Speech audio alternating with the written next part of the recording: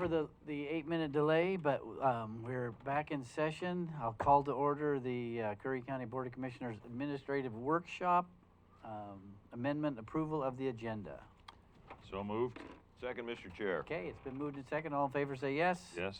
Yes. Motion carries 3-0. Presentations, Curry County CBOs. That's what you ladies are, is a CBO? All right. Workshop, Commissioner Boyce. Thank you, Mr. Chair. We do have some very distinguished people here today, and you know, this is a chance for the public to learn a little bit more about CBOs, community-based operations, or organizations, excuse me. And you know, I think allowing 45 minutes maybe, Mr. Chair, would be good. You heard Director Weinbarger this morning and Director Beth Barker Hidalgo offer some testimony. Also vested many subjects, Connie Hunter, and so it's going to be a little bit of a carryover from their public comments this morning and direction for the county, and my goodness, everything from COVID recovery to ARP funding, to just bringing our county and our communities together. So I'm just really, really happy to have them here today, and either Pam or Beth can go first. Well, actually, if I could interrupt real quickly, I promised Mary Rowe I would Excuse me. allow her public comment. So, Thank Mary, you, Mr. Chair. Thank you, Mr. Chair. you're welcome.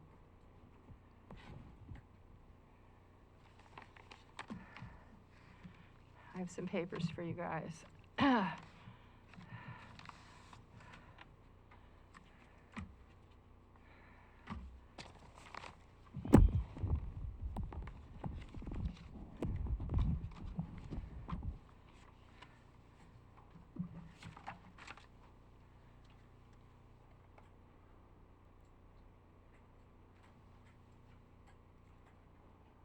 I kind of rumpled them. That's okay. So this is the resolution declaring we're in a state of emergency due to lack of housing, which I guess you guys will be signing real soon. As you can see, it's just a draft. But I thought it was pertinent Thank you. for the housing committee discussion. And this is my AG accommodation regarding the housing committee, which Mr. Pope wrote, which is beautiful, if it was just enforced.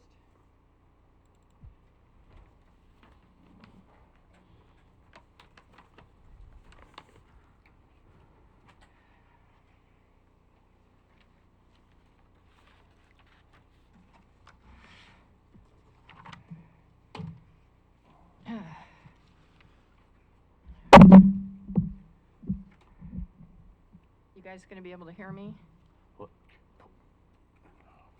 That one that you just moved way away. If you- I can't adjust it. My vision's not good enough, and I have an AD accommodation to have it adjusted if it needs to be. But He's if coming. you can hear me. We got an adjuster. He's coming. Okay. He's a professional adjuster. Okay, thank you. Okay, I am Mary Rowe. We are in a declared state of emergency due to lack of housing. The resolution does not prioritize any group of citizens. We must take immediate action. NeighborWorks Umpqua will no longer be doing housing grant writing anymore, except for some mobile home repairs. We must provide our own housing grant writer. I took this need shared with me by our regional housing coordinator, Mike Lehman, and our planning director's statement that we need a housing manager, and created the title of Housing Development Specialist. I want to thank Economic Development Coordinator Madison for writing a description for this position, for understanding the position's importance. I'm getting a lot of echo. You guys can hear me on this thing? Okay. Yes. I endorse her description with one difference. I think that the housing development specialist should be under community development rather than economic development. Please endorse the position and submit it to the ARP committee. Ultimately, of course, after their recommendations, the ARP funding decisions are yours. The Housing Development Specialist needs to be the staff liaison to the Housing Committee and Housing Advisory Committee. And our Economic Development Coordinator should be a member of the Means Committee. A third change that I am proposing is for Ms. Madison's proposed restructure to include all of the current housing members, including the at-large members. There are 4 at-large members. One of them, the South County representative, will be transitioning to the faith-based position. So Samuel Strom, who lives in South County, could represent South County instead of where he is currently placed, representing North County. That leaves David Barnes and myself. Dave was appointed to represent North County, then illegally moved by the staff liaison to represent Central County. I am at large, representing the entire county. I have lived in all 3 cities, so I know the county. You could either have Dave represent North County, and I could represent Central County, where I live, or Dave could represent Central County, I could represent the whole county, as I currently am, with a new person being recruited to represent North County. So maybe there would be 3 at-large positions or 4. It doesn't matter. The details can be worked out later. The point is that all committee members should be retained and that at-large positions added to Summer's chart as members of the advisory group. I propose renaming us the geographic representatives, and the purpose that we serve is to counterbalance the Council of Government members on the Means Committee, because they will simply represent the city governmental perspective. And citizens who have plenty of experience and qualifications regarding housing need to also be included to broaden the geographic approaches. Citizen geographic representatives would provide qualitative differences, not just more of the same old perspective of city government leaders. I also noticed that the senior citizen and person experiencing a disability positions were combined by Ms. Madsen. That could eliminate a member. If Economic Development Coordinator Madison can include us all in other positions, that's fine though. I want to let you know that I provided Ms. Madsen with assistance in the development of her proposed restructure of the Housing Committee early on, because I deserve that acknowledgement. We need a staff liaison immediately, one that will be inclusive of all members and comply with my ADA accommodation as written by County Council Pope. I have given you all a copy of that, as well as of the draft of the resolution extension that we're in a state of emergency. Thank you. So I hope you remember that when you get to the Housing Committee stuff, and thank you for letting me speak early. You're welcome. All right, ladies, thank you for your patience. And Pam, I gotta let you know, I just finished it. She's a fellow Dutchie, so. All right, you gals are up. Whoever would like to be. So, apologize, did not have the right card this morning, but Okay. I do this afternoon. Okay. So I'm gonna give that to you. I can This sit. is my Okay. card, it's got a couple of things in it, and we'll refer to it as I go. Thank I'm not gonna take too much of your time, I know the people that wanna present. But I thank you again for inviting me to the workshop.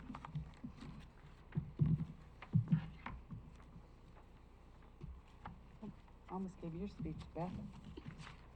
Okay. So Brookings Harbor Community Helpers, I'm gonna tell you a little bit more about us.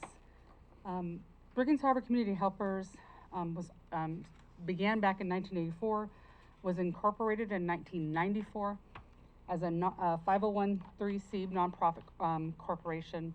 And our commitment to our community mirrors our mission statement and what we do every day. Our mission statement is making a difference and helping those in need within our community. Over the years, our organization has operated as a food pantry, as well as offered limited local resources and a few non-food items from goods donated to us. One of our newest projects that we're very pleased with is our senior food project, Fresh Foods. So basically, to give it in a nutshell, seniors with limited income over 60 qualify for food stamps, or what they now call SNAP benefits. But due to the increased cost of foods And the inflation on the rise, too frequently our seniors, their typical diet and for one person and what they get on SNAP does not support that lifestyle. This program will consistently provide nutritional fresh foods for our seniors for each week to those households so that they then can use their extra money to not have to choose between prescriptions and rent and mortgage, utilities, or food. Most of the seniors that are over 60 getting SNAP benefits get about $20 to $25 a month. Wow. That's it. Most people on SNAP benefits, for one, get $196. That was pre-2020. Now they get almost $220. And a senior on a limited income only gets about $25. And so this is a program we recently implemented. In July of 2020, our organization became a CBO, a community-based organization with Oregon Health Authority to provide COVID wraparound services and isolation and direct service costs related to COVID exposure and COVID education, prevention, and outreach. In July, we hired a resource coordinator to help provide those services. In July of 2020, we also partnered with All Care to assist those in need within the Hispanic community to provide services. We were unsure it was needed. However, we moved forward and contracted with All Care to have a bilingual interpreter and advocate bridge that gap. After several weeks, it was very apparent there were Hispanic families who had food insecurities and need assistance, and having this partnership and the contracted person in place working with it bridges the gap to the Hispanic families in need. And our services in the Hispanic family communities and the units increased by 17% by October 2020. So it was really interesting when they approached us and asked us. I said, well, no, we're serving those people in that community, in the Hispanic community. Unbeknownst to us, we hadn't been because of the break and the disconnect and language barrier. And so having this person now is vital to our organization. Since 2015, the clients we serve have increased, especially during disastrous events like the Chetco Bar Fire in 2017 and the COVID-19 pandemic in 2020. This increase in services has caused us to evaluate and implement ways to meet those of our community. So the handout that shows the graph on there, if you just take a look at that, it shows from 2015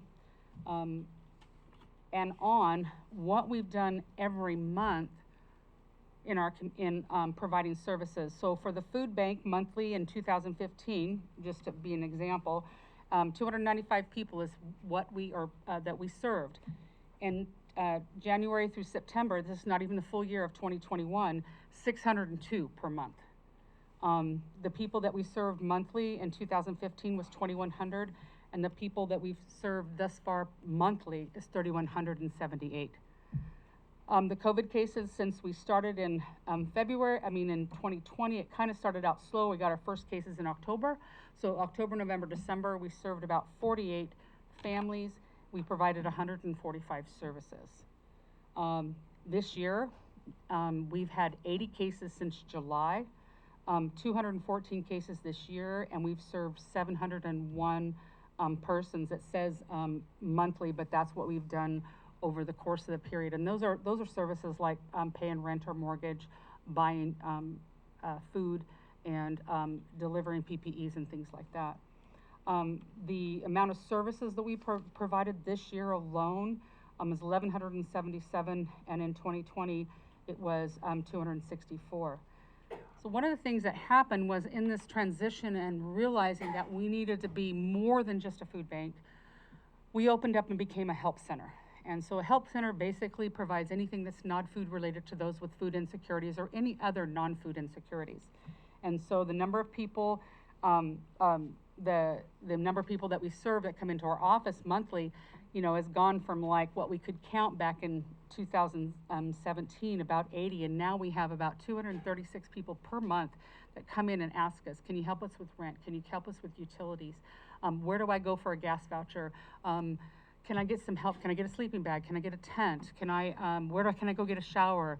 My car broke down and I'm a single mom, and how can I get help? And all those questions. And there's absolutely no other organization besides a church-based organization that helps. We do have other people that are very good advocates in the community for homelessness, for veterans, And these people help out in tremendous. But we're the only organization that provides all those services in one place. And then we also give resources out to people and say, hey, this is who you can contact for resources with the veterans. This is who you can contact when you have more information or need more information about homelessness. Our resource coordinator presents to local businesses and schools for COVID. That's part of the education point of that. And we also, in May of 2021, partnered with FEMA, OHA, and the state of Oregon to host a vaccine clinic event. There was about 400 approximately people that were vaccinated at that time. And we even had people come as far away as Mount Shasta to come here to get vaccinated. There were over 400, we've held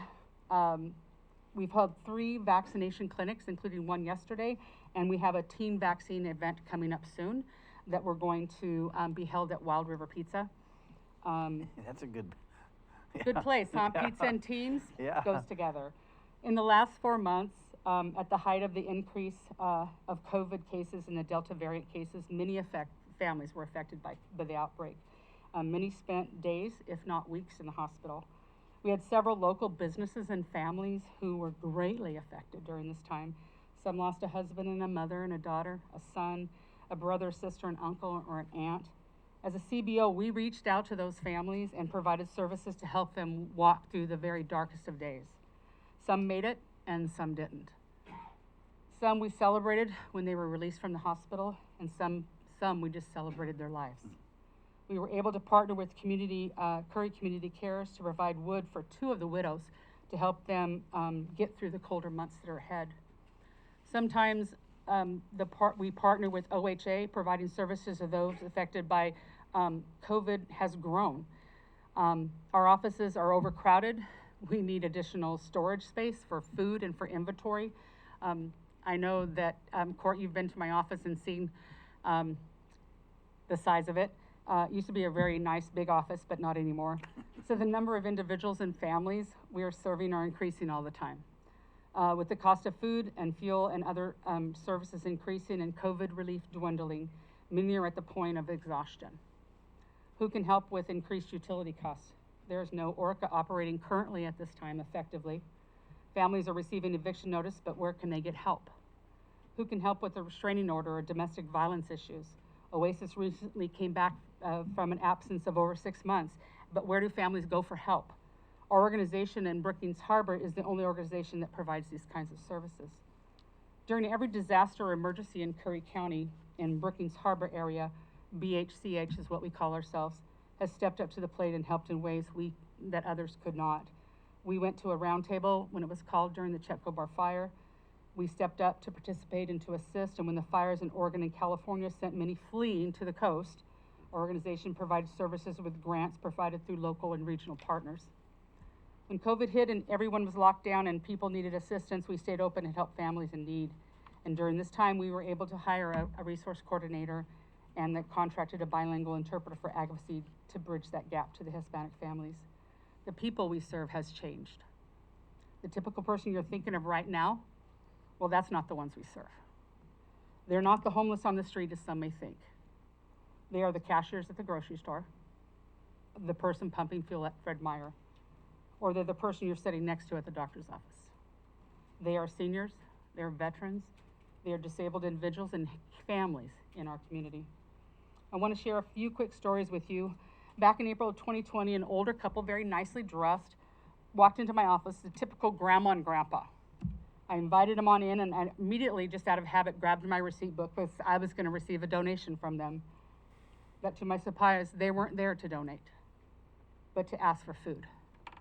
I was embarrassed and kind of saddened as I listened to their story of how they were self-employed, but now due to COVID, they had no income, they had no job, and no benefits through unemployment. Another story about 2 years ago, an older man who you knew by the way he looked, that he had worked all of his life very hard, and that now he was in his retirement years. He explained to me, though, he was raising his grandkids because the children's parents were addicts. He told me his Social Security only covers so much, and he was embarrassed to even ask for help. These are only a few of the hundreds of stories we listened to over the years. Back in 1984, when our organization began in the basement of the Catholic Church and has grown and moved numerous times until where we are right now and the property that was donated to us. It was quite different operation back then. It was just providing food. In our communities, there will always be those who need assistance. They've come from all walks of life, and they're all at different stages in their lives. Our organization will always be here to continue to provide the services needed in the next emergency or in the next pandemic event. If you ask somebody locally where they can get food for their families or school supplies and backpacks or personal hygiene necessities or information about social services provided locally, or if someone asks you, where can I donate food to those that are insecure? Or where can I donate to an organization? 9 times out of 10, Brookings Harbor Community Helpers is what they'll say. I remember a phrase repeated many times during the Chetco Bar fire. It said, we're Chetco strong. Mhm. And they even put it on a t-shirt. We're Chetco strong. We're stronger when we stand together. Board of Commissioners, you are called and elected as a part of that Chetco strong. The American Rescue Plan provides monies to the state of Oregon in a lot of, $4 million to Curry County, and our organization needs to expand. Our organization needs your help. We need a bigger warehouse for food storage and services. We'd like to see the USDA commodities program brought here for families. This would provide meal prepping food for families more than once per month, is what we provide right now. The space needs to be large enough to be certified to operate this program and distribute food. We need larger office accommodations to house other organizations whose representation is missing in southern Curry County, like Domestic Violence, Tribal Resource Office, Curry Homeless Coalition, and even a WIC office. And this is our vision, is the umbrella. So our vision is that we become an umbrella organization, and that we're a variety of programs that operate under us, and that we're all in one roof or roofs, but in a single location to serve all those in need within our community whose focus and mission match that of the BHCH.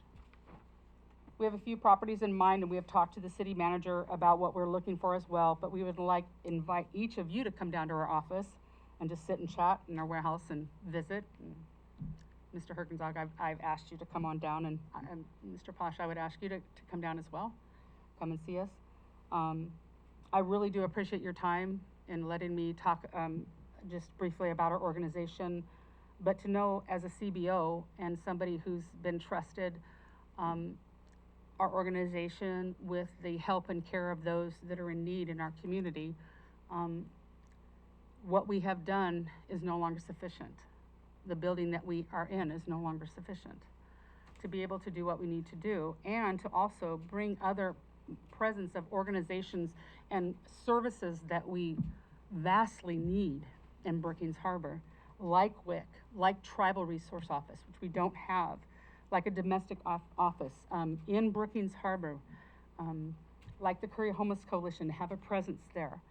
We have a veterans office, but to have advocates from different areas and stuff that would be available in our area is vital to what we do. I don't think we've seen the end of disasters, maybe pandemics. I don't see that. And as our communities try to regroup and come back together, there's still going to be those that are in need.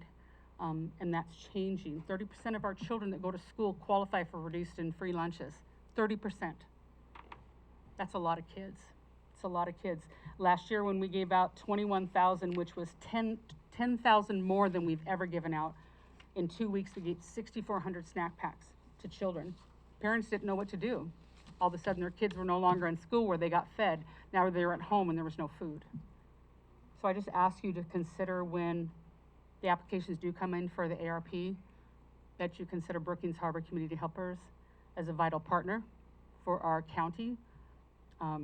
And I thank you for your time. If you have any questions. I'm good. I got a question, Pam, Sure. real quick. So you mentioned Orca, and I know that Coos Curry Electric was working with Orca. Are you guys stepping in there for helping with? We hope to. Okay. We, both Beth and I received an email stating that the reason why we weren't included along with Jackson and Josephine County was because we didn't have this partnership with this particular health organization. And so we both she sent an email, sent it to me, and I sent it to them, requesting that we be in there so that we can help these people. We've had about 15 people that have come to our office that are behind in rent because of COVID, being laid off and businesses closing, but we can't help them. And so we're waiting to possibly bridge that gap until Orca can be up and running. We do have a resource coordinator that can do that, and we would be happy as a CBO to step into that role and help Beth as well, so we can get some of these people and keep them in their homes and not put more people out on the streets that we don't need. Okay. Court, Well, yeah, I have a couple questions. I wondered, Mr. Chair, if you want to, how many do we have to speak today? I don't Beth? know. That's it? Connie? I know Beth Beth wants to speak. So I was going to say, after Beth speaks, then I would probably ask them both to stay up there, and I would just ask Questions? a couple of questions Sure. then. Okay? That'd be fine. And I also included on there a newsletter that we do quarterly. That kind of gives you some more information. But thank you so much. Appreciate it. Good presentation, Pam. You can Very tell you live it. So, Beth Barker Hidalgo, come on up. Now we're in trouble. Thank you. Thank you.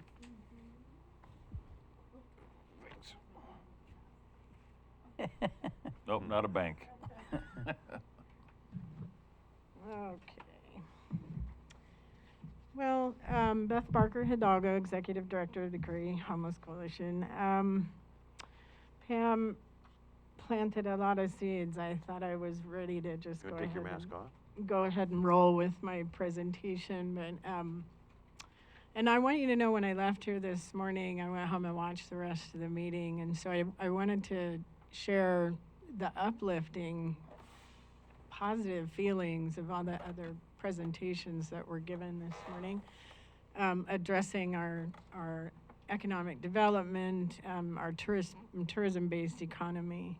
And along those lines, our organization would like to come alongside shoulder to shoulder with some of these other efforts to improve upon the tourist experience in Curry County. And one of the ways that we feel that we can do that is to partner with organizations like Brookings Harbor Community Helpers, and to address those the households that are living in the shadows here in Curry County that are needing a lot of help right now, so that we can prevent them falling into homelessness, whether it be short-term or long-term homelessness.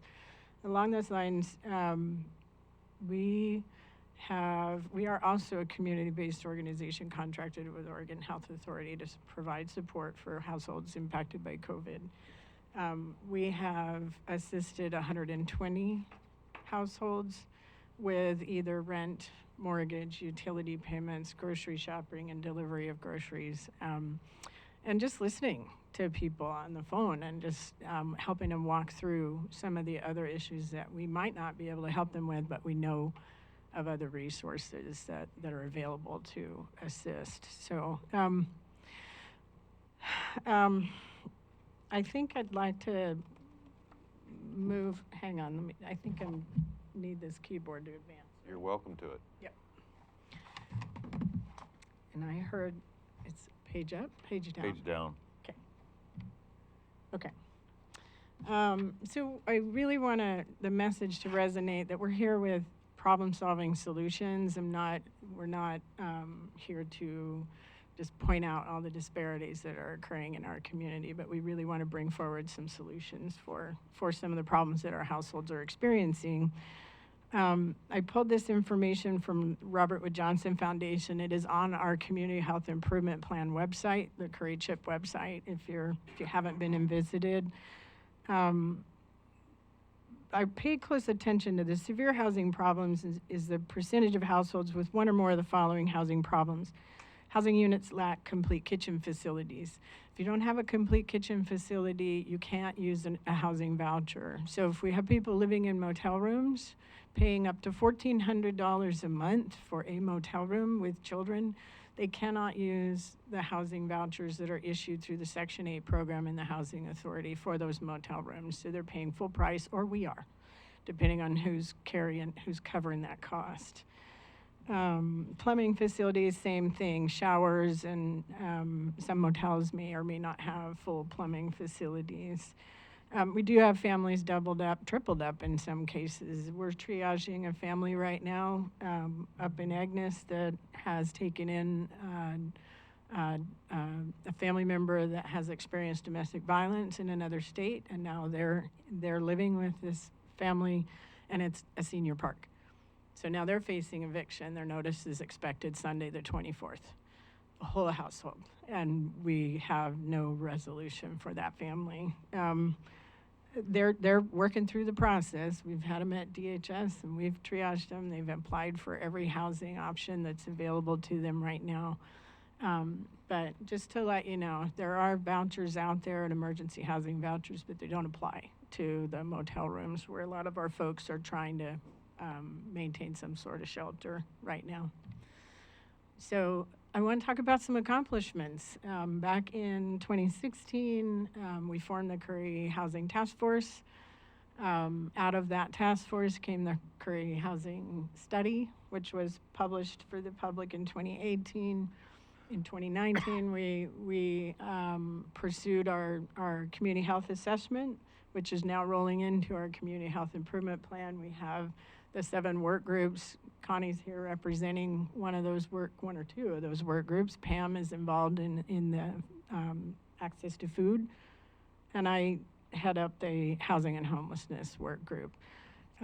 If you go to the CHIP website, you can request a link to any one of those 7 meetings that occur monthly to address these issues that we have determined are gaps in services for our community. And then in 2021, lo and behold, we now have a Curry County Housing Committee, which is awesome because that raises the level of credibility for the whole, for our process and to address our housing crisis. I'm sure many of you have heard the terminology of social determinants of health. If you're not familiar with what that terminology means, it's your doctor, you go see your doctor and your doctor says you need to eat better food, you need to eat more green stuff. Or your doctor tells you, you got some severe respiratory issues, is there mold in your home? And so everything outside the doctor's office that patients are given recommendations for is what we call social determinants of health. And housing stability is a huge piece of that those social determinants of health. If we can't stabilize households and individuals, then it's very difficult to turn their attention to better nutrition, quitting smoking, quitting drinking, quitting using, whatever the other exacerbating issues that they're dealing with. So then probably have heard the terminology of housing first. There are many models that you can look at that are successful models. Those models include a great deal of staffing, wraparound, and support services. There have been agencies that have tried to implement housing first, but they haven't included all those other support services, and they've not been successful. But one of the successful programs that we turn to often, and I believe I mentioned to you guys before, is Rogue Retreat. They do have a successful track record over in Jackson County for getting people housed and stabilized through their transitional housing program and their Kelly shelter. So now we come to today. We're currently experiencing a huge loss of services. I mentioned earlier with community action struggling in the way that they are. What you might not know is that our housing authority is partnering with community action to roll out emergency housing voucher application assistance. Now, Orca may have the capacity to serve Coos County at some level right now, but they do not have the capacity to serve Curry in any level because we don't have any application assisters working in Curry County for folks that need emergency housing vouchers. And that was what triggered us. I emailed Marka Turner at the Housing Authority and said, you know, how can we help? Why aren't we being asked? We know that our partner up north is struggling, so there's little to no representation here in Curry, which means our households aren't getting the services that they very much need. And the response was that we're not part of the continuum of care. So that was first order of business. I was sending emails to Diana Cooper, Brookings Core Response, Father Bernie at St. Timothy's, Pam, saying, look, apparently we need to be members of the ROC. And I thought it was going to be this long, drawn-out process. It's a one-page application. There's a couple in Coos County that are not a nonprofit. They're not a business at all. They wanted to open an adult foster care home. And they are members of the Rural Oregon Continuum of Care. So we quickly submitted our one-page application. We're officially members of the ROC at this point, which now we need to revisit the Housing Authority. And since the Board of Commissioners appoints our Housing Authority board members for Curry County, I would hope that there'd be some interest and maybe even some support to reach out to Marka Turner, the ED, and say, look, we've got community partners now that are part of the Rural Oregon Continuum of Care, and they're stepping up and they're offering that support and assistance for our community members. So that's one little ask, is that whoever, I'm not sure who right now is the liaison to the Housing Authority, but whoever that may be, we'd love your support in getting the Housing Authority to partner with us so that we can help our Curry households that are in need of emergency housing vouchers. So utilities assistance, Pam mentioned, with the lack of, Jessie Williams was the staff person here in Curry. She took a job with a wonderful organization we're so happy to have in Curry, which is Star of Hope. But that means that we don't have a staff person in Curry working LIHEAP or utility assistance. And the LIHEAP program started October 1st. So another burden on our households. They're not getting that. Annually, most households get an application delivered to them in the mail if they've received services in the past. Then those applications get processed up front. I don't know. I don't have a crystal ball, and I don't know what's going on inside the walls of ORCA's administrative offices in Coos County, but what I do hear from our Curry households is that they're not getting the response when they call for help. So we are here again to say we'd like to fill in the gap. We'd like to be those service providers, even if it's interim. We're not asking to be dedicated as a community action agency. That's not the goal. The goal is to triage the households that are in need right now. So some short-term and immediate solutions to fill the service gaps are for the Housing Authority and Community Action to partner with community-based organizations. And we use that terminology, and it's interchangeable. It doesn't necessarily mean it's those folks that are contracted with Oregon Health Authority right now. We have other community-based organizations in Curry that could also step in and fill the gap. But we're coming forward and we're saying we are an agency that is interested. And I certainly know that Pam also would like to help triage our households here.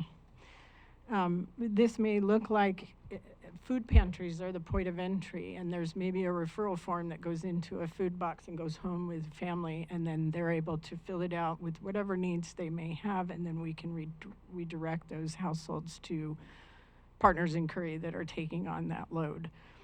Just throwing some ideas out there. But Curry County has traditionally relied upon larger agencies that live outside of our county. They're anchored somewhere else. And I think when we see budget constraints or service cuts, we don't just lose some services. In some cases, we lose all services. And in this case, that's what's happening. Whether it's temporary or not, we're not getting the services that we should be getting from the Community Action Agency and now even the Housing Authority, because they choose to partner with that organization for some of the emergency services that are out there and available for our households. So We have not, I mentioned earlier this morning, we've not had a general housing case manager since February of this year. And this is something I've communicated with quite frequently with Kim Brick and now with Wendy Barrett is how are we rising to the occasion? How are we going to work together as partners and support each other and support our community? So there's some ongoing conversations via email with Caleb Green at CAPO in the Rock, Rural Oregon Continuum of Care, Wendy Baird, Sarah Stevens, and our organization to try to figure that out. How do we step in and triage these households? And how do we build greater capacity in Curry County so that we're less reliant and that when their budget shortfalls occur, and they will, and when staffing shortages occur, and they will, that it's less painful. Because we end up with a big goose egg a lot of times when our partner agencies that serve us but aren't anchored here suffer economic downturn for whatever reason. So I would like to see us build a more robust capacity locally between Brookings Harbor Community Helpers and the Curry County Homeless Coalition. I believe that we can come together and rise to the occasion, whether it's interim or on a long-term basis. Let's see.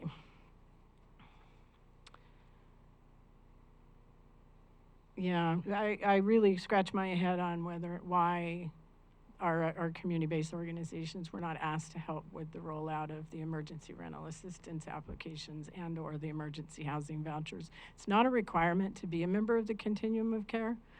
So it's a mindset, and it's a mindset that we need to change. Curry County households deserve the best service we can give them when they're struggling. The last thing you want to have happen when you don't know that you can make your rent is to not get a return phone call from the only lifeline you know is available to you. And that's what's happening in our community right now because of the vacuum. So we'd like to be able to consider stepping in again and providing gap services. And there you have it, the elephant in the room. Can anybody guess what that is? Housing and housing development. We've seen quite a bit of housing development for our upper wage earners happening around second and third home owners. And I don't disparage people who have the ability to own second and third homes. But my concern is they're not likely to be the ones that are gonna do dishes in spinners or clean motel rooms and so I know that the housing committee is working through a number of proposals and or opportunities to develop some workforce and affordable housing. The other piece of what we would like to bring to the discussion is let us help create that positive tourism experience. Let us help our business owners by providing a place where people are allowed to be that are not housed right now and that want to engage in services and get stabilized and improve upon their whole life. We would like to develop comprehensive crisis and social service delivery systems, one-stop shop. This is what we did under what you might call a pilot project for 2 years with the funding that we received from Advanced Health. We had 6 different partners under our roof. We were able to provide access to food, resources, showers, clothing, dignity for some of our community members that are not, that are looking for the supports to stabilize and get housed over time. And so I think we saw great data out of that project. We were able to help over 400 people in a relatively short amount of time, 18 to 24 months. And out of those folks, we saw many of them become stably housed in the process over that 2-year period. We've had quite a struggle between COVID and with the lack of having a brick and mortar location and being out mobile in our bus It's harder for some of our high needs folks to keep track of where we are and know where to come for services. So that has been a struggle. Our numbers have gone down since we've moved out of the Colvin building, but we still continue to serve. We're shifting our focus under the CBO contract. As I mentioned, over 120 households have been served just by our organizations. Add that to Pam's numbers, and we're looking at close to 400 households that have been served in a variety of ways and allowed to remain housed in the process. And then on top of that, we have our homeless prevention program, where we have assisted in the fiscal 2021 year 25 households to remain housed. But there's still a long way to go. We know that we don't have the number of subsidized units to support the entire county at this point. I can reference Brookings, the city of Brookings Housing Needs Assessment, where in 2016 it was called out that we needed another 456 subsidized units just in the city of Brookings at that time. I can imagine that number has grown. I don't think it's shrunk. And we don't have, I don't know that we have any shovel-ready projects for subsidized development. So, workforce development has always been on our forefront as well. We partner well with South Coast Business Employment Corporation. We also make many referrals to WorkSource Oregon for their programs to support people who are looking for a career change or to get back into the workforce.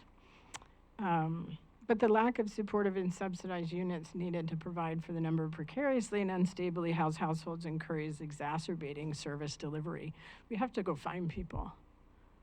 We don't know where they are a lot of times. Pam and I were sitting in the hallway talking about a couple of our clients that we haven't seen in a few months, and it's concerning. They're older. One of them is a Vietnam veteran he still believes he's in active duty. I haven't seen him in 3 months, and I'm a little bit concerned about his welfare. A little more than a little bit concerned. But here we are approaching yet another winter with an inadequate number of shelter beds, which that number is 0. We have no shelter beds, including our DV provider now, who's still on hold. They did hire a new executive director, so we're all thrilled. Mary Pat's on board with Oasis, but it's going to take her some time to get her feet under her and get ramped up so that they can open their shelter again and operate. But Mary Pat from the thrift store or down in Brookings, or? She's not from here. I don't know. Last I heard they were recruiting a candidate from Colorado, but I'm not sure if that's the same person or not. So yeah, she has to relocate and get settled. Find housing. So it's going to be a little while before she's up and running, and Oasis is layering in their services again. And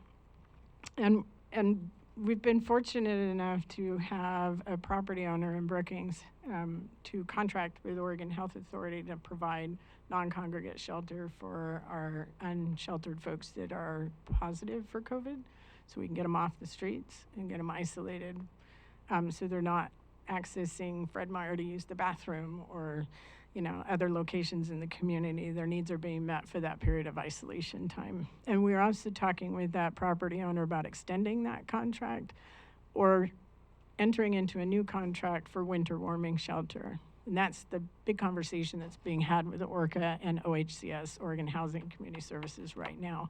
There's winter shelter funding. November 1st through March 31st is winter shelter season. And so we're hoping to pull some of those dollars into Curry and be able to continue to provide services for our unsheltered. And we will focus on our seniors, medically fragile, getting them off the streets during weather events that are problematic. So, our big audacious goal, acquisition of property, providing an anchor for social recovery. The Curry County Homeless Coalition has been pursuing the purchase of the old Ophir School for the purpose of developing emergency and transitional housing units for families, individuals, and veterans. With 7.39 acres total, 3 septics, and nearly 20,000 square feet of existing building on site. We feel this property is prime for development of a type of housing unit used to rapidly rehouse Curry residents, stabilize, and prepare for reentry into long-term subsidized rental units. Part of your packet I included was Paul Smith, the home inspector here in Curry County, was nice enough to donate about 3 or 4 hours of his time and walked the school with us, with the owner and myself. He explained that it would cost us quite a bit of money to have him produce an actual written report using the software that he uses. And so he suggested I follow him around within my iPad and take notes and take pictures. And so that's what you have before you is somewhat of a written report of his assessment that the buildings are salvageable. The foundations are salvageable, the bones are salvageable of these buildings. Jason Adams also been through those buildings more than I would like to say in the condition that they're in right now. I masked up every time, and it wasn't because I was concerned about COVID. It's pretty bad. But we do intend to submit our proposal to the Art Council for some assistance. We've secured some funding through private donations. We're waiting to hear. I just emailed Anna Warner at Advanced Health this morning to see if she's heard anything back from Oregon Health Authority. They have submitted their share initiative packet to the state. And if it's approved, then there's capital monies coming to the Curry County Homeless Coalition to assist with this project. And I'm going to take you into the twilight zone. Imagine, if you will, a Curry County where business owners are less likely to experience negative encounters with unsheltered community members. Imagine a Curry County where law enforcement agencies experience working relationships with housing and service providers, freeing officers to focus on their objectives and goals and not serving as a sobering or mental health facility. Imagine a Curry County where seniors, veterans, and people with disabilities are provided temporary shelter up to 24 months while receiving triage services to determine the best housing options for long-term stability.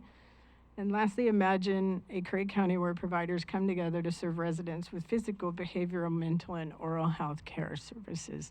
We have been in conversation with Coast Community Health. Linda Maxon is very excited about our project and in agreement that they would like to be the provider for on-site services at the site if we're able to move forward with this project. So. And we've also, ODHS, our Department of Human Services, are like, oh my gosh, this would be amazing. We'd have an office out there. We'd like to staff the project. There are many organizations that are anxious to see this move forward so that they can too staff this project and provide a real comprehensive answer for not all, because we're never going to solve homelessness, and I'm not here to tell you that we're going to, because that's an impossible task. But what we can do is take a really big bite out of that elephant. And just lastly, I've got a question slide, but I just want to say our board and our organization has been operating in a bit of an echo chamber, and we know that. We have openings on our board. We are actively recruiting law enforcement to serve on our board. We are actively recruiting faith-based representatives to serve on our board. And we hope that by the end of this year, we will have a much more diverse voice and less of an echo chamber. A project of this nature is going to require a tremendous amount of subject matter expertise that we don't have. Security is a big one. And operations. We've been in many conversations with Chad McComas at Rogue Retreat. Our intention would be to contract with that organization for at least the first 2 years of operations, because we have to, as Connie's famous for saying, we'd be building the plane as we're flying it if we did it ourselves, and that's a recipe for disaster. We're not going to do that. In this case, it's not a good metaphor for what we're trying to do. We need subject matter expertise when it comes to operations, and Rogue Retreat really does know. They've got a lot of 30 years plus of experience under their belt of working with this population, far more than what I have or bring to the table. So, any questions? Thank you. Director Weinbarger, you know, during the Checo Bar fire, you and Connie were, I swear, down there 24/7, and every time I saw somebody's pickup associated with that, it had giant pallets of water in it, you know, and moving that to the people in need and the citizens, and it's just a good memory, positive memory during that really tough time. I know you're both familiar with All Care. I think you serve on All Care board? No. I did for a while. You're familiar with them, and you know that they are incredible to work with. You know, on our ARP funds, we have a committee that we've established, but it's been a little slow to get off to a proper start here. Some very good representatives on that board. But we're starting to get down to the wire a little bit, and you know, I think the individual commissioners have their own personal opinions on how we should allocate those funds. The reason I brought up All Care, just interested in the possibility of a match. You know, they're very approachable. I remember in 2018, we had a $100,000 grant that was primarily, and you'll correct me if I'm wrong, but I'm sure you'll remember, that was primarily targeted for housing, but the board, over my objections, decided to send a grant back, the whole $100,000. And there was a lot of work, actually, with former Commissioner Susan Brown and David Rock Smith to get that grant. Well, they went out of office, and you know the rest of the story. And so we didn't prevail on that. But the point is, All Care is very approachable and very dedicated to Curry County. And so, Well, yeah. I'm just wondering if that might be one approach to getting the funds and congratulations on your, you know, this tremendous work you've done on the Ophir School property, you know, so. Well, yeah, we did hire a landscape firm to clear the foundations so that our inspectors could get a good look at what's going on, particularly the gymnasium. And to further, gets a little bit more into the weeds of the project, but one of the components that we'd like to develop within this project is a food hub. As Pam mentioned, when we have disasters like the Checo Bar fire and people want to come forward with donations, we really struggle to manage all of that. And so we're looking at the gymnasium as a potential warehouse for dried goods. And, you know, if we have a supply chain, when we have a supply chain disruption, we're very reliant on South Coast Food Share, and their warehouse is located in Coosa County. Curry County needs to develop our own capacity to be resilient, and that's part of that project, if we're able to move forward, would be to develop a food hub on that property where we could store shelf-stable goods. And honestly, the vision goes on and on to food production. We have one farmer's market that offers WIC and SNAP match, and that's Brookings. So the south half of the county, SNAP recipients and WIC recipients they have greater access to fresh foods and produce through their benefits. Central and North Curry, we don't have those benefits. We envision down the road that we would have food production, farm stand, WIC and SNAP vendor status. This is a huge undertaking. It's 3 to 5 years. And to answer your question, Commissioner Boyce, we've asked All Care. They don't have capital monies for our project. They will fund operations. And Sam Engel is helping me pull this whole project together, along with Ann Donnelly, who's working right now as a grant consultant for United Way of Southwestern Oregon. We had a 2-hour meeting to discuss our project and how best to present this to you all and to the community to gain the best, the greatest amount of support.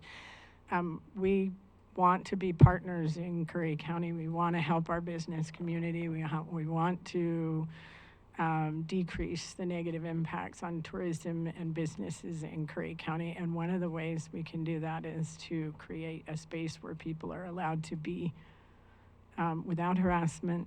I understand that right now ODOT is in the process of considering leasing property in South County to businesses so that they can then try trespass the folks that are camping on those properties. It's a unique out-of-the-box solution for, but I'm not sure where those people are going to go. And we would really like to provide an opportunity for people that want to access services and support and stabilize. And we think that if we see some subsidized unit development, maybe this buys us the time. It gives us 24 months. Emergency and transitional housing usually is a 24-month period of time. Hopefully, we have some shovel-ready subsidized units in that timeline, so there's somewhere for these people to transition to when their 24 months is up. Another quick question. Mm-hmm. Away from community services with the facilities that you would have there, has that been an issue, something you've addressed, or would that public transit come into play there? We have, there's already a flag stop at Euchre Creek Road, which is, you can see the corner of Euchre Creek and 101 from the facility.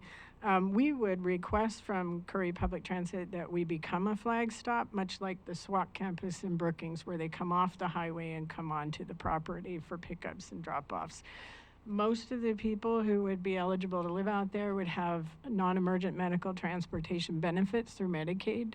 So if they have doctor appointments or medical-related appointments, they can use free transportation to come and go to those appointments. And then, if y'all remember, we got a bus donated to us that we're now using as office and mobile outreach. But if we had a home for our organization and for folks that need a home, we could I've saved those seats. They're in our storage container. We'll put them right back in the bus if people want to go to church on Sunday.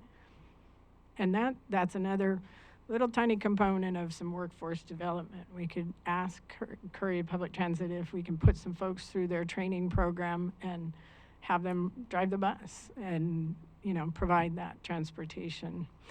There have been several opportunities for us to either lease or consider purchase of office space in Gold Beach and in Brookings. All of them front the 101. And we know that's not where we should be. We're not, we understand the optics are, a big deal. And so the dentist office here in Gold Beach would be a great location for us to consider.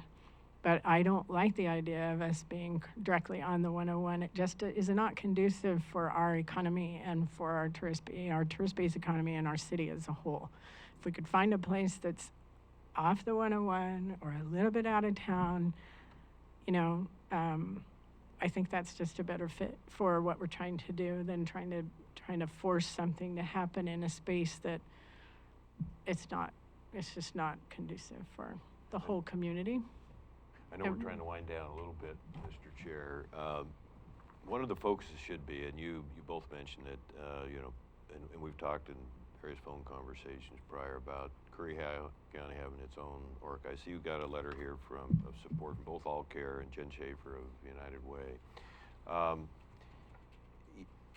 There's still, I'm a little frantic because there's $5 million out there set aside for just Coos and Curry counties for renter relief, which of course helps the landlords. I mean, the program is designed to help both, and so I pushed about as hard as I can, and and I'm not the only one, obviously, but I don't know how to overcome that, other than to take a serious look at what you both have recommended and others. Connie's mentioned it, Connie Hunter. Having our own ORCA, and I haven't had ample time to really dig in and research that myself. I don't want to spend a lot of time on that, but if we leave this meeting today, maybe that should be one of our top priorities, because it's one of the few times since I've been commissioner that Coos County that I've felt like Curry County has been left behind, but so is Curry County or Coos County. I mean, right. It's not being managed well, and so I feel bad about that. And I don't want to take their legs out from under them. If there's an opportunity for them to stand up again, then we need to support them in that process. I'm pleased that Tammy Kaufman is now on. I think her first meeting was the horrible 2.5-hour meeting that many of us sat through. Responded to my concerns as a board member, very much so. Yeah, Tammy is on it, and she's rolling up her sleeves, and I really I have a lot of respect for Tammy and her experiences. So I have faith, but there are opportunities for us to be subawardees of those monies that come to OHCS from HUD. We can, that's the conversation that we're having with Wendy right now, is how can we step in? Because my understanding is there's been some conversations with UCAN about taking their essential services funding and delivering services from the valley.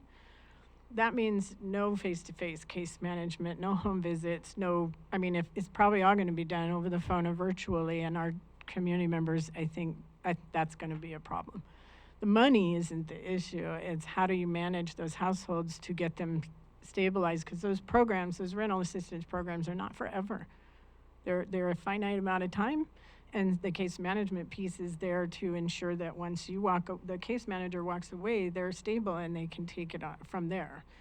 So I'm a little bit concerned that if the funding normally funneling through ORCA for essential services goes to UCAN, it's not that I don't think UCAN can manage it. They do a fantastic job for their service area.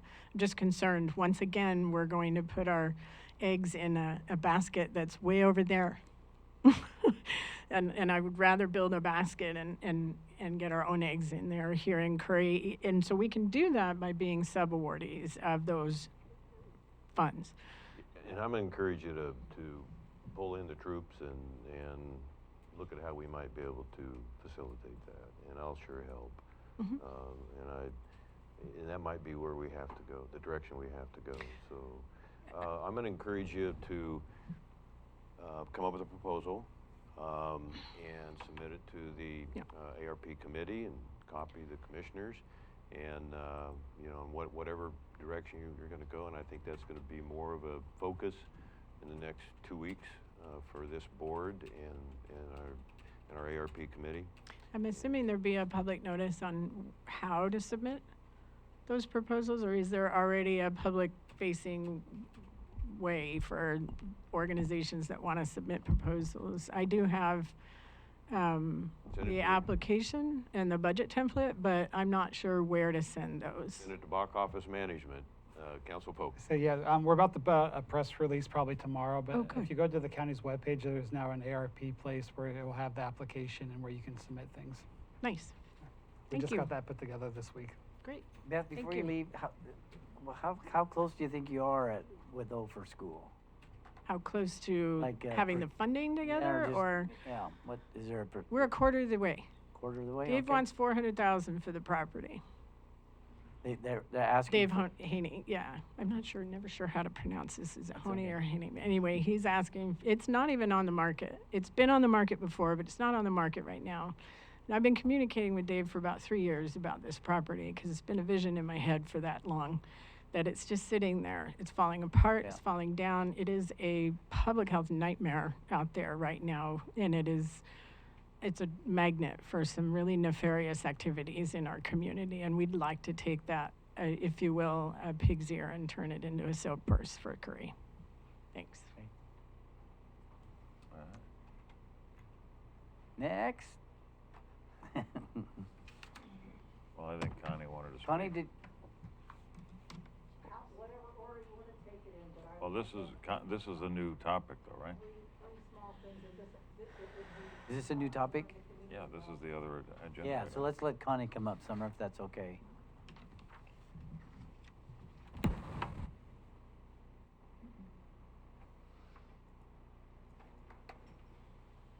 Hi, Connie Hunter, Brookings, Oregon.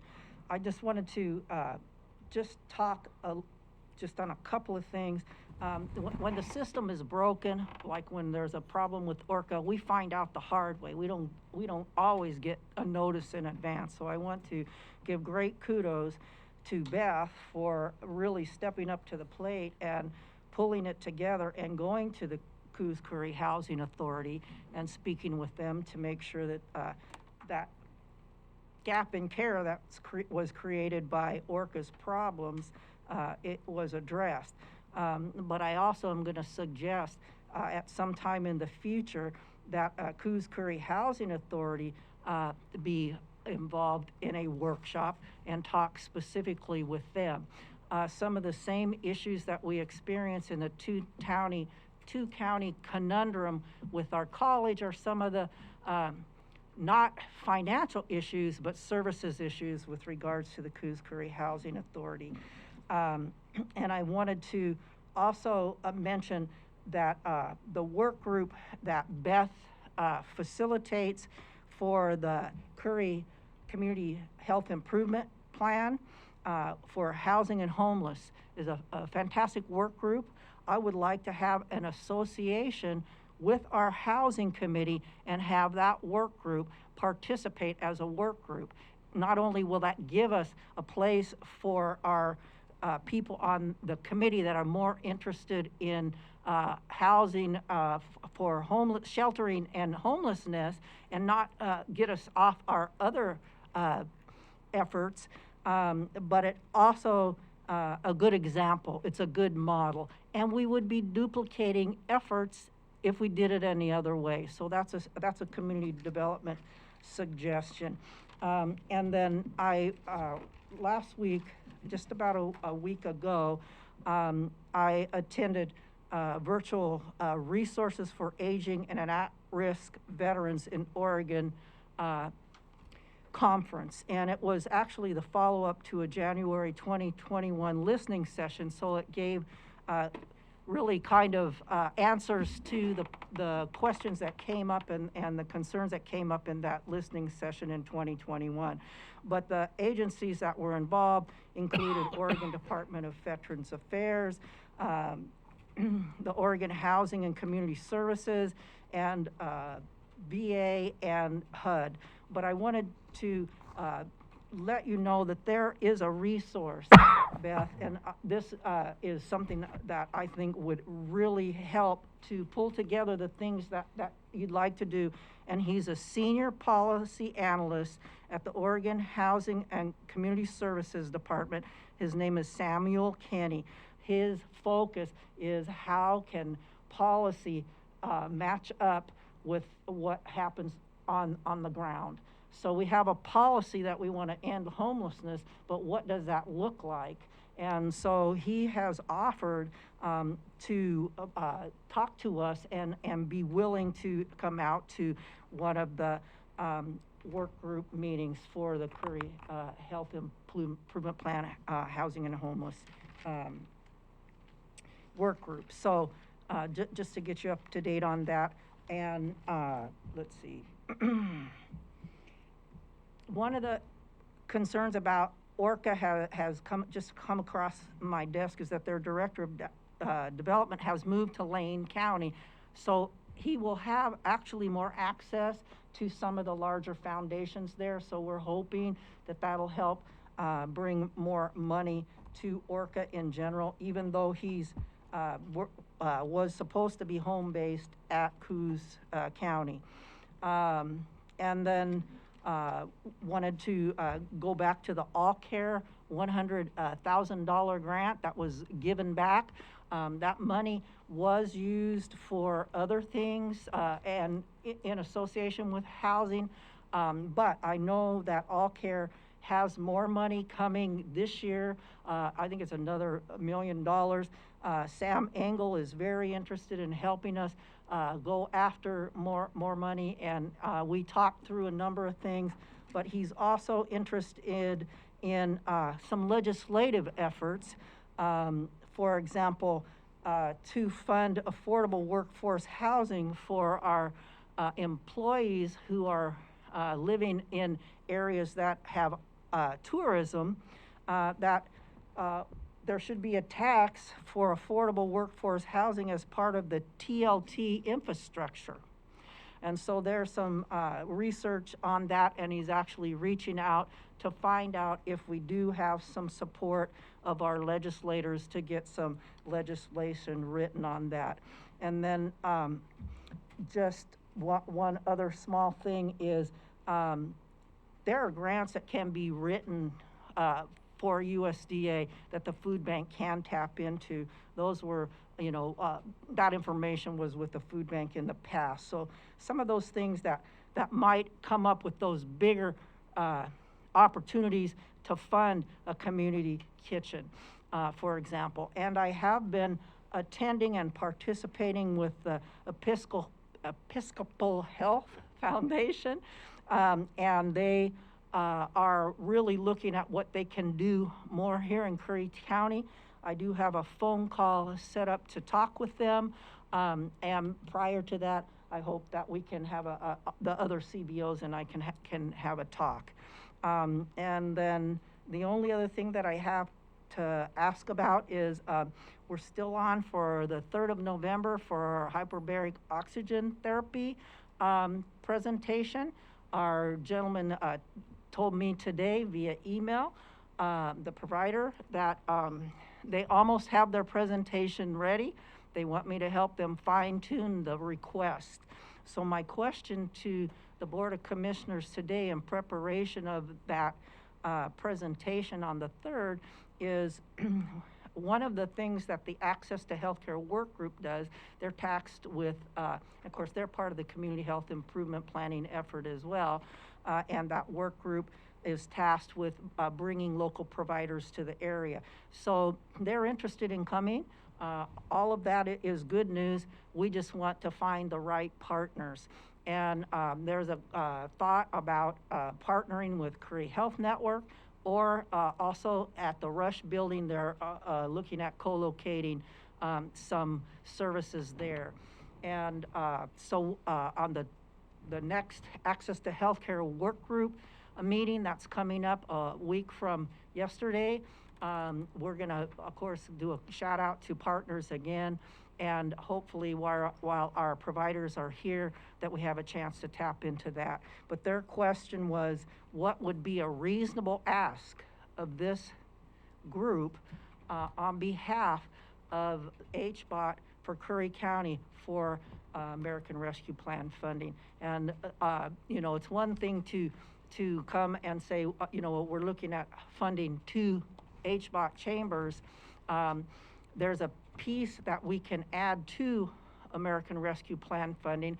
I sent Commissioner Boyce, because he's our liaison with both the Access to Healthcare Work Group and our Veterans Task Group, and it's Curry County Suicide Awareness and Prevention Council, that we should take the time to really sort that out and get a good answer. But I need also permission, be authorized to write a grant that's available now through Oregon Department of Veterans Affairs, Veterans Services grant that will provide, you can have maybe help with our different wraparound services and in support of the HBOT. So if I can have permission to look at that and possibly write that grant, it might create an opportunity for some matching funding for whatever is a reasonable request at the Board of Commissioners. Connie, you sent that yesterday, I think, and I meant to get that to the board. I just didn't get it done. But that, how would you like to proceed, board? And I'm very excited about that, but that's targeted for some additional funding for the HBOT equipment for Curry County, correct? Yes, and the other part is we're also looking at the state level for funding for a number of reasons, including legislative relief. We are in contact with a gentleman who was involved with having the legislation written that's known as Max's Law, so that all coaches, high school coaches, have to have training around recognizing concussions. So he is the head injury, really the person who knows more about drafting legislation regarding head injuries. And in his presentation at the Oregon Suicide Prevention conference that just also happened last week, he brought up a very significant statistic that ties veterans' head injuries to homelessness. 93% of the veterans that were sampled across the board who had ever been homeless in their lives, and I forget the exact number of veterans that there was in that, 93% had traumatic brain injuries or some kind of head injury. So it ties all of this into those services that we could and should be delivering to our veterans, but also considerations given in a broader way to our homeless community, because many people have had head injuries and they aren't able to live on their own and end up homeless. Did that help? I don't think we can give you permission at this time without more information, so, with, not knowing the amounts and exactly, so, but we'll look at that email, Court will send it to us, and then, And that's just kind of a general thing, and I don't necessarily want a dollar number, but a range, because what I'm thinking is if there's a range and we can have a matching piece of that, it would make the request more solid to the Board of Commissioners, and I just wanted, that rationale might make sense here. Thank you, Connie. I will get that information to you. I'm gonna revert back to Staff Jesuit. He and I are the only ones who were here during that time for the $100,000 and see how that was dispersed, if it was allocated to different programs. It was, And- and part of it went to pay for the. We'll have him look that up. Yeah, and and then we can Sam be would have that precise. So, information. very good. And then, we'll look forward to seeing Glenn Hermes, you and, David Gilmore on the 3rd. Thank you Can't so wait. much, everybody. We'll Appreciate get it. that presentation in. did anybody else wanna speak to the CBOs? If not, then Summer Matson, we're not gonna kick you off again, come on up. Thank you, Commissioner. Summer Madison, Economic Development. I really want this to be a conversation, not just speaking to you. I'll also make it quick because you've been in these chairs a lot today. We need to roundtable housing and declare on the record what we're willing to do and support. Basically, on behalf of the Housing Committee, they would like to know what your visions for priorities are in housing. And I will tell you that they are asking that so that they can fine-tune their ask through ARP, but I want to make it clear that there is not a case being made here for ARP funding, and as a matter of fact, I find it disrespectful to the ARP committee you've designated to kind of vet all of those things ahead of time before they come to you. So I'm not here asking for any money at all, just wanting a better understanding of what the commission envisions a deliverable for housing would look like. We have an emergency housing declaration, right? So that sends a message. And I don't think that the revised one has yet been filed, right? That's correct. Okay. So, so that's putting a statement out there, right? You know, we need housing, we're short on housing. But there's other things that come into play that I think we need to look at. I would encourage a greater vision for what is causing these housing issues, because the housing shortage will continue to exist as long as we bring on more vacation rentals. You know, that is in part one of the barriers that we have, and it's causing a shortage in the rental base of homes that we have. Not only that, but it's driving up the cost of rentals. And we are a tourism community, and we don't want to suppress that revenue stream for our economy. But I think we need to look at, you know, a balance. And with Miranda gone, I can tell you I've received so many calls about vacation rentals, folks from out of the state buying properties and wanting to develop into vacation rentals. And as cool as that is, that's great, right? But on the flip side, that's another house off the rental market for our locals. And so we really need to take that into consideration to the extent that I feel that maybe it warrants discussion on a moratorium until we are really able to focus some uninterrupted time into our housing issue, or we're never going to catch up. Not everybody will have a home if we continue to you know, let this run wild while we try to, you know, band-aid it over here. It's never going to be fixed. So I'm a little frustrated with that as I work through some of the issues with the housing committee and trying to, figure out how to make this work. And I think we also might want to consider looking at the state and federal agencies and what services they provide. I also don't feel that it's fair for us to look for the small county of Curry to fund something that's available maybe with a little more work and diligence through mandated or provided program through the state or the feds that we already pay taxes for. Because no service is free, we know that, right? Every service provided is not free. It's coming on the backs of taxpayers in one way or another. So I am looking for direction on your priorities and vision for what housing looks like. Somebody mentioned the TLT housing option. I think I brought that up at the housing committee had a workshop last Friday. And I had contacted county council maybe a week or so ago and asked what it would look like to allocate funds. Wait, did I send that to you yet? Okay, so I've been Good, doing yeah. research. Maybe I'm doing that and then sending it to him.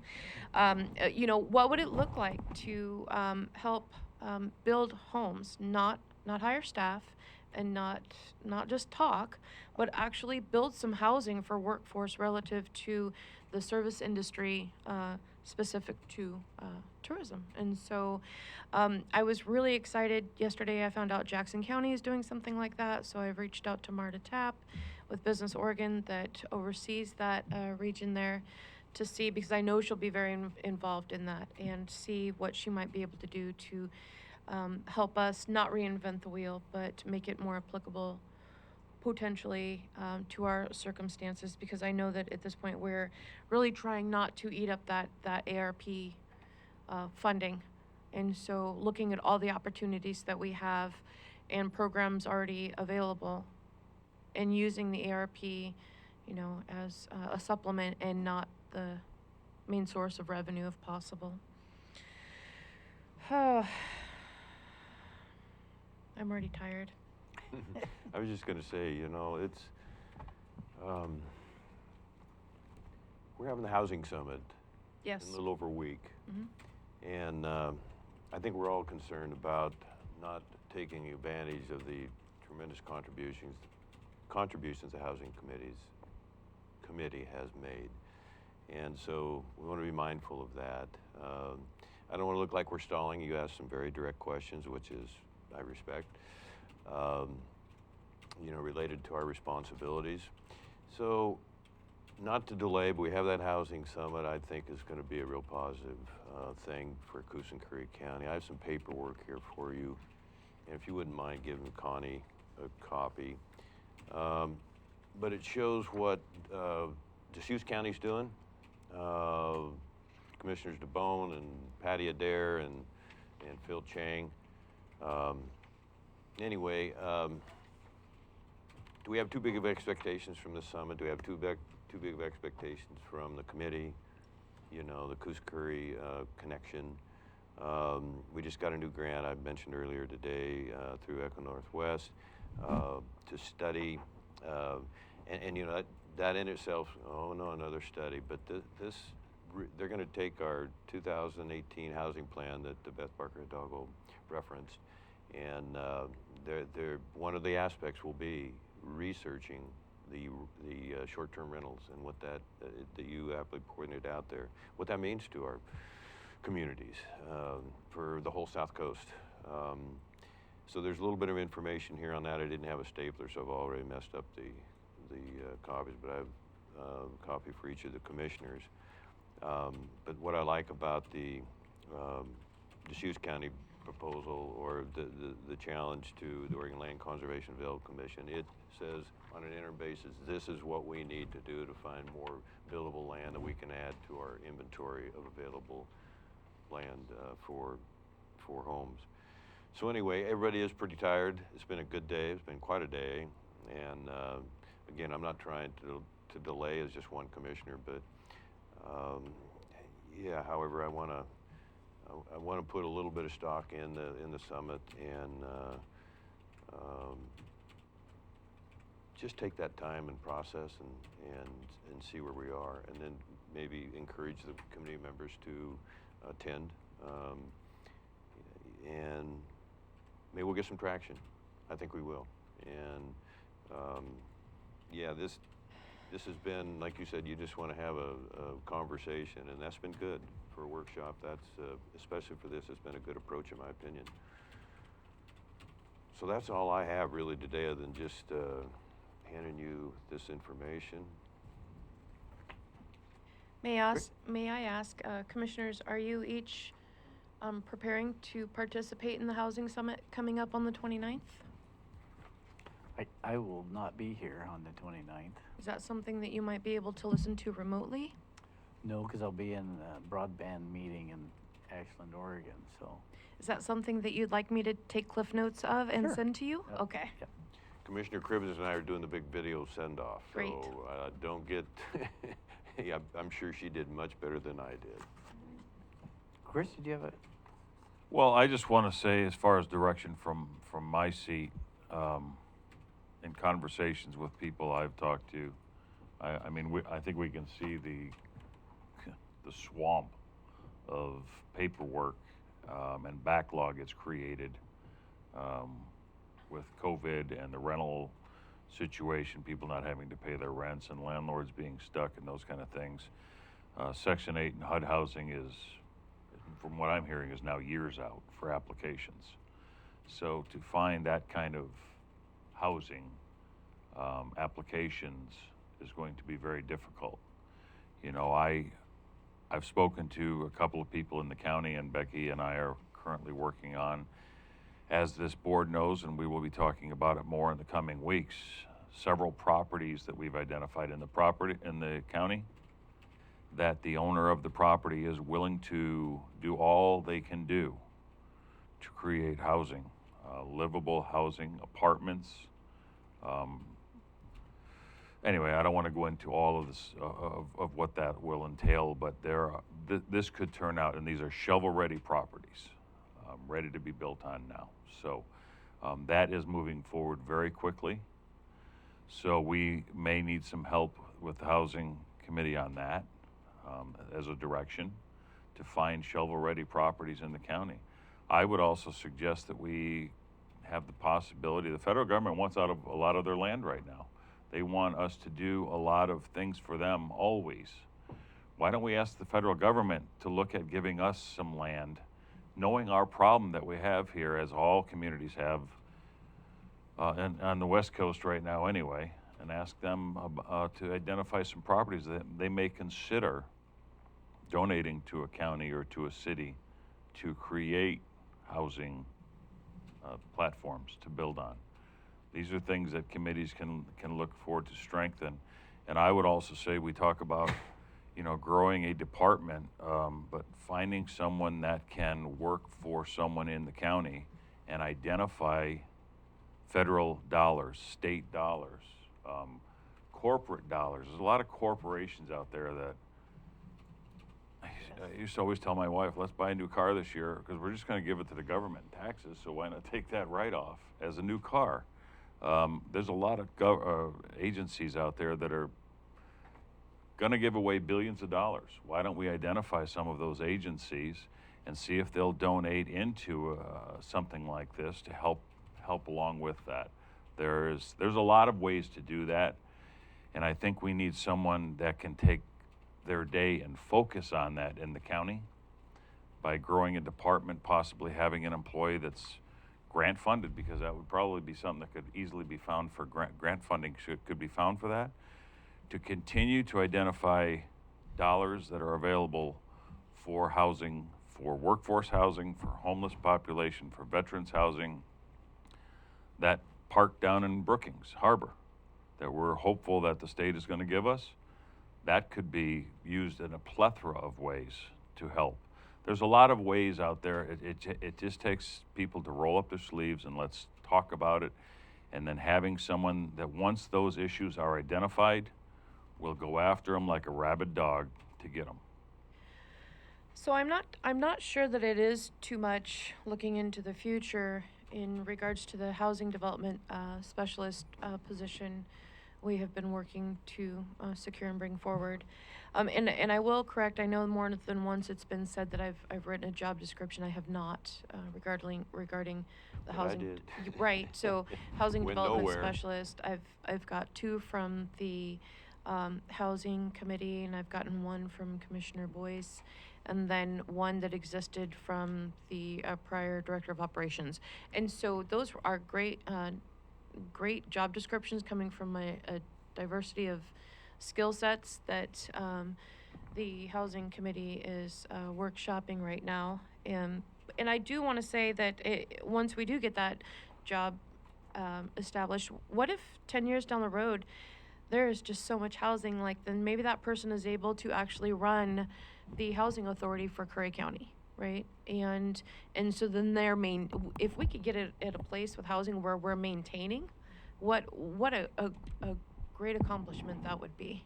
And so that's where I appreciate some of the conversations being had in, oh, well, the feds aren't going to allow us to create our own housing authority, to how are we going to make this happen, right? Because for them not to acknowledge that there's a shift in need to the extent that we might want to manage that ourselves and sustain that with the support of the feds, I think is a viable conversation, and I appreciate that.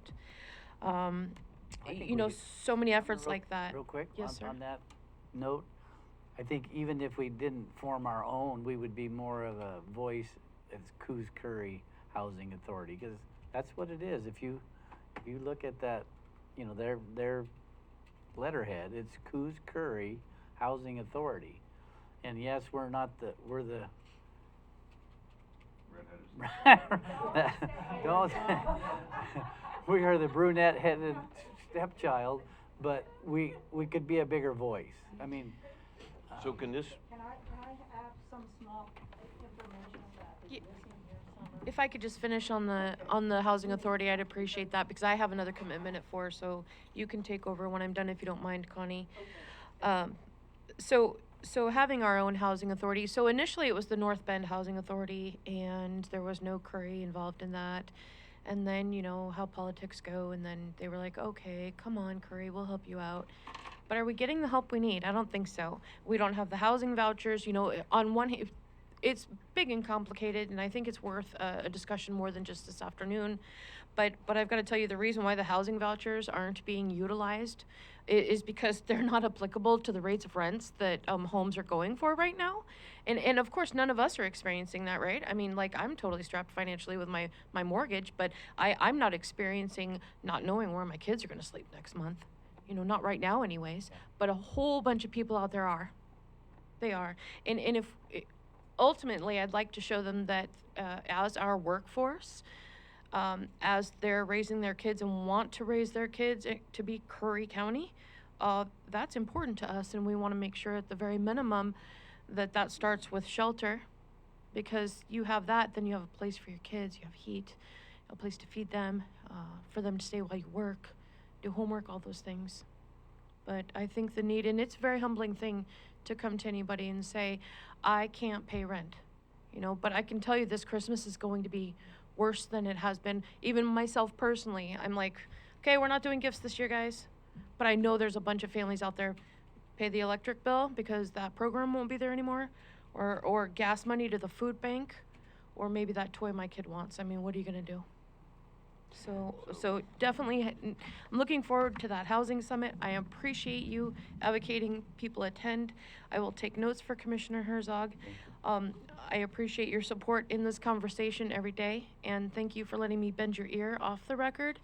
And I just certainly appreciate your time and your investment. stay there for a minute if you, I'm sorry Commissioner Pash left, but, he had a doctor's appointment, so. okay, great. So, do you think this board, if I brought it up a 4th time for a grant writer, maybe in this case, a / housing specialist, the money can come out of the ARP. I think it's the smartest investment we could make. All of us are a little bit overtaxed here, and it's not my best asset. So to hire a professional that could do that, back to the grant writing, you know, I think it's low risk whether it would work or not. So, you know, the third component was of the job description. I don't have to add that back in, but if we just wanted to amend it to be a two-part, and you basically just said it a minute ago. You didn't say grant writer, but that's essentially where you were going. So I agree with that, but I don't want to bring it up and have it go down for a fourth time. It's just been mind-boggling to me why we wouldn't want to find the funds and justify a new person on a contractual basis to do that job. So that's where I'm at, Mr. Chair. That's all I have. Thank you. Maybe workshopping that and inviting your department heads to participate in that conversation might be more fruitful as far as gaining some traction if you have their support in one way or another. I like it. Okay, I gotta go. Thanks again. Okay. Appreciate you guys. Well, thank you all for coming. See ya. Thank you, Beth.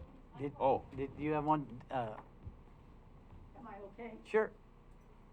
I wanted to, hi, Connie Hunter, South Curry County. I wanted to let you know that I actually followed up with research with Marka at the Coos Curry Housing Authority because, you know, bottom line is it's going to affect how we do business there. And so to inquire and find out how that possibility to split could happen, Marka has followed up and came back with information that HUD doesn't allow it, doesn't allow that split. And so the issue is, that's always been a debate at HUD itself. The only way that our Coos Curry Housing Authority can change is if they add a piece to it. Now, I suggested earlier a workshop with Coos Curry Housing Authority. They have basically put themselves in a position where they aren't partnering and facilitating partnerships as well as they could to work toward developing more affordable housing. It's not in their interest. That is funny you say that, because in my another life, I managed the housing for Good Samaritan Society in Brookings, and we had a new manager come, and we had 13 units of Section 8 eligible housing, and the new manager said, this is too much of a pain in the butt. We're not doing it anymore. So, you know, what's your opinion, John? Well, I said but we need it, because, and this was quite a few years ago. We still needed housing, and it's even worse now. But it's not easy. They don't make it easy, and there's got to be a better way to do it. So landlords will say, yeah, I'll do that. You can't handcuff the landlords. That's the bottom line. So, And a piece of that has to do, the inflexibility has to do with the fact that our Coos Curry Housing Authority also works with the city of North Bend and their housing authority. And so Marcus' time and the time of the housing authority is split between those. So one city is holding two counties hostage, and they get the bulk of the services, and so you can see that situation. Now, how do we pry more services loose? How do we encourage that attitude to change, that we need more facilitation and partnering encouraged? I think that's where a suggestion of a workshop to have Coos Curry Housing Authority involved is a way to prompt, just like we prompted the college to take a look at their budget and the disparity with Curry County. So, thank you. you're welcome. Anybody else like to speak at the mic? You know, I'm tempted. I can say it in one sentence. I haven't lived here very long, but about 15 or 20 years, and every time I've seen it, I shouldn't say, it's my perception that when Coos County and Curry County partner, it works out really well for Coos County. And that their attitude towards us and really towards you, because you represent us, is that we're the hicks and the sticks. And they don't have to. Yeah. Now, that's just my opinion. You can take it for what it's worth. Okay, Thank thanks, you, Skip. Skip. Well, if there's no other comments, I'm going to, this is the gavel. Meeting adjourned.